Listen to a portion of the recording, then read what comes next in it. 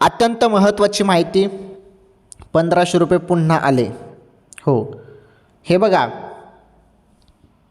1500 रुपये संदर्भात तर आपण अपडेट समजून घेणार आहोत, परंतु एक धक्कादायक माहिती आहे. 40 लाख बहिणींचा हप्ता बंद केला जाणार आहे. मुख्य कारण काय, त्याचं कारण समजून घ्या. का बंद केला जाणार आहे हप्ता? त्याचं कारण आहे KYC. KYC ज्यांनी केली नाही त्यांचा हप्ता आता बंद होणार आहे आणि ही माहिती वरून आता आलेली आहे. त्यामुळे तुम्ही KYC केली असेल तर तुमचा हप्ता सुरू राहील.